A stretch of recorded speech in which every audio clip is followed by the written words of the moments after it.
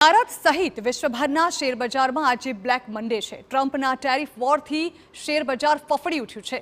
Sensex અને નિફ્ટીમાં ભારે કડાકા બોલાઈ ગયા છે। સેન્સેક્સ અને નિફ્ટી 3% સુધી તૂટી ચૂક્યો છે। સેન્સેક્સમાં 2226 પોઈન્ટનો કડાકો થયો છે। સેન્સેક્સ 73,137 પોઈન્ટ પર બંધ રહ્યો તો નિફ્ટી પણ 3.24% તૂટીને 22,161 પોઈન્ટ પર બંધ છે।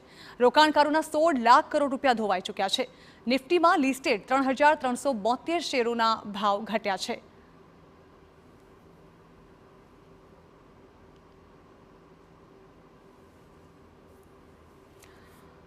તો જો ટેરિફને કારણે માલ મોંઘો થશે તો લોકો ઓછી ખરીદી કરશે, જે અર્થતંત્રને ધીમું કરી શકે છે અને આ ઉપરાંત ઓછી માંગને કારણે ક્રૂડ ઓઇલના ભાવમાં પણ ઘટાડો થયો છે। આ નબળી આર્થિક પ્રવૃત્તિનો સંકેત છે અને આનાથી રોકાણકારોનો વિશ્વાસ ડગી ગયો છે।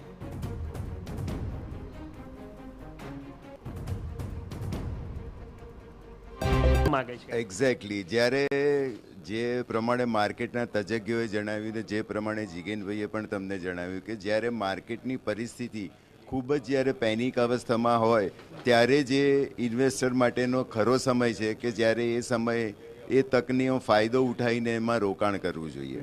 તો અત્યારે જે એમણે કહ્યું એ પ્રમાણે હું પણ એ જ સલાહ અને એ જ મતનો છું કે આ અત્યારે સમય છે। હા, લેવા માટેનો સમય તમને મળી રહેશે પણ અત્યારનો સમય છે જ્યારે તમને એમ લાગે કે માર્કેટમાં ખૂબ જ ગભરાટભરી અવસ્થા છે, ખૂબ જ ચિંતાભર્યું વાતાવરણ છે, તે માટે ઇન્વેસ્ટરે એનો વિશ્વાસ ડગમગાયા વગર અત્યારે જે પણ માં એમને રોકાણ કરવા જેવું લાગે, માનો કે સરે સમજાવ્યું એ પ્રમાણે, અને ન માનો કે ખ્યાલ આવે તો બીજા ઘણા બધા એવા ઇન્સ્ટ્રુમેન્ટ છે કે જેમાં રોકાણ કરી શકાય, જેમ કે એક્સચેન્જ ટ્રેડેડ ફંડ છે, ETF છે। જો એમાં ખ્યાલ ના આવે તો તમે ETFમાં રોકાણ કરી શકો, ના ખ્યાલ આવે તો તમે મ્યુચ્યુઅલ ફંડ કે તમારી સીપ ચાલતી હોય એમાં પણ એડિશન કરી શકો।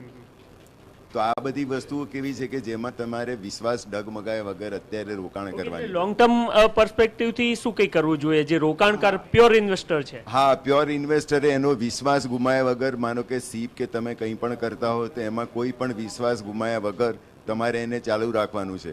જો થોડી હિંમત તમને વધારે લાગતી હોય તો બીજા પણ સ્પેર પૈસા કરી અને અત્યારે એ રોકાણ કરવાનો સમય।